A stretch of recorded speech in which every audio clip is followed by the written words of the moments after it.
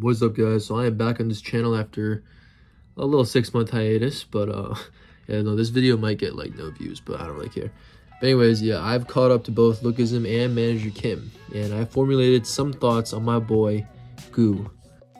So to start off, we all know how difficult it is to power scale Lookism characters. You know, there's always some new overpowered character that always gets introduced, and there's always one strong character that surpasses that previous strong character. I think that after the most recent chapters, Goo has to be among the top 2 strongest characters in the Park Taejun, aka the Lookism universe. This dude is literally John Wick when it comes to improvising weapons and fighting with random objects, and he's easily the strongest swordsman in any Park Taejun comic ever. So let's talk about all of Goo's various feats, and he has a lot of them. So I think one of his bigger feats in Lookism was when he was able to defeat Ultra Instinct Daniel while suffering a broken arm. And this was the same result as when Gun also fought him a little while ago before this fight.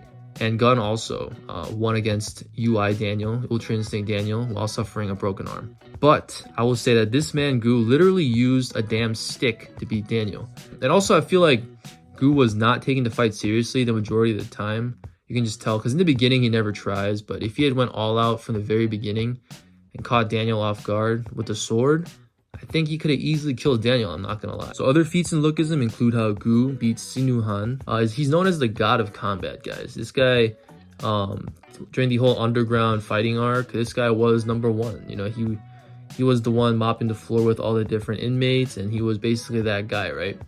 Well, this guy Goo beat Sinuhan with a fucking chopstick, guys. He literally beat the god of combat with a chopstick. And, you know, keep in mind, this is when both of them were younger, right? I believe. But the fact that he was able to beat the future god of combat with a chopstick, guys, it's just ridiculous. Like, I don't even know what to say about that. And he also beat Johan a long time ago.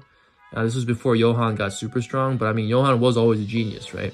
And by this time, Johan had already had multiple fighting styles under his belt.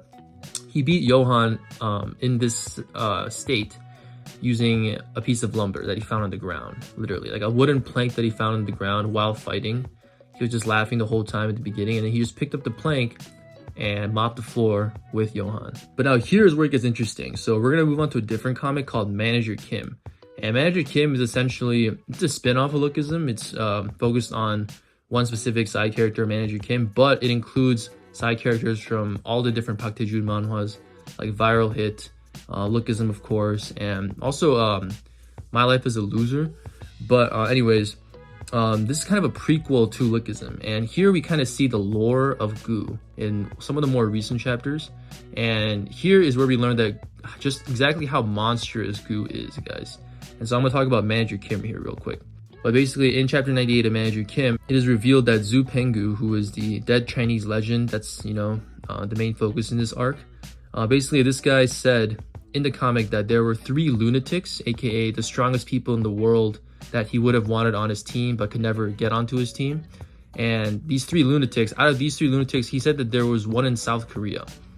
And then the comic shows Goo. And here you guys should notice how he said 1 and not 2 in South Korea, meaning that the lunatic of South Korea is only Goo, which makes him stronger than any other Korean in Zhu Penggu's eyes, excluding the 3 legendary old guys. But also Manager Kim, he fights Park Jincheol, who is said to be a legend. Actually, he's one of the 3 legends that I just talked about. He is literally one of the strongest characters. He has plot armor to the max, and his lore is just crazy. He's fought in every single war. Basically, he's a monster. And this dude Goo, it's my favorite part, by the way, of this video. He used a watch. This guy literally took off his watch and used it as a weapon against Park Jincheol, and he somehow made that watch into a sword, and he leaves a big ass scar on Jincheol's body. Out of any character that's ever fought the legendary 3, the big 3 Korean dads, he's the only one in recorded history to have ever survived. And honestly, in my opinion, he kind of won against Park Jincheol. And so Park Jincheol gets so impressed with this, and he acknowledges Goo as a monster himself. Again, his sword, which is his strongest weapon, wasn't even around. He used a goddamn watch. He used the clasp of a watch as a sword. But now here is the most convincing argument of the video. So most recently in Lookism, as you guys all probably have read up to by now, Goo completely shit on the plastic surgery arc final boss using a hammer, or more accurately, the stick of a hammer. To take down this Hulk, the heads of the 4 major crews, Jake Kim, Samuel, Johan, and Eli Jang, all of them combined are fighting against this Hulk guy. And they couldn't even stop him, guys. All 4 of these guys combined, guys, couldn't take down the Hulk guy. They literally fought with everything they had. They used these combo attacks. It was really sick. But in the end, the Hulk guy just keeps getting back up. And Goo just comes in here and completely dismantles him all by himself. So Goo is high-key stronger than... You can make the argument that Goo is stronger than every single head of the crew combined. But the even crazier part is that once he gets a sword, he somehow gets a sword. I think someone gifts it to him. Once he gets his sword, he gets into it with Tom Lee, aka Lee Do-gyu. That's the other Korean name that he has. But he gets into it with him, and Tom Lee is probably, to my knowledge, the current strongest fighter in the entire Lookism universe. I think the author hinted that he might be the strongest character in some way, but I think to my knowledge, in my opinion, he's the strongest fighter in the entire verse. And Goo is able to go toe-to-toe with Tom Lee, guys. And he for sure could have given Tom Lee some pretty mortal injuries if they didn't both choose to kind of back off at the end. And I think he's able to move at the same speed as Tom Lee the entire time.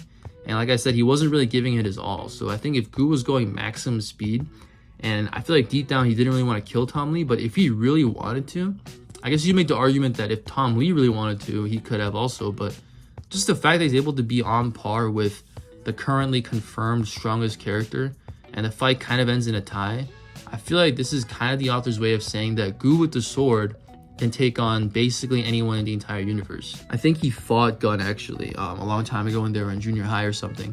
So at that point, I think he had a steel pipe of some kind. So if he doesn't have a sword, I think he's, significantly weaker. Although he can turn any object into a sword, I think, the sword is his strongest. So I think Goo without a sword still loses to Gun. But I think Goo with the sword has got to be one of, if not the strongest characters, top 2 in the Lookism universe, guys. That is just my opinion. And with that, I also want to mention how, as a bonus argument, Goo is just a big time troll character, guys, just based on his whole character design and behavior. And these type of troll characters are just beloved. They're loved by Korean manhwa artists and authors. And these troll characters are also in basically every single other manhwas. And every time in these other manhwas, they're almost always the strongest characters in their respective webtoons. Because they're so goofy, they get plot armor a lot of the time. And with Goo being one of the bigger trolls in Lookism, he could very well fall into that category. There's a lot of troll characters in Lookism, but he has got to be one of the biggest ones. I feel like in any fight, he is not destined to lose. So let me know what you guys think here. Is Goo with the sword the strongest character that we've seen so far? If not, let me know why, and comment your thoughts on this below.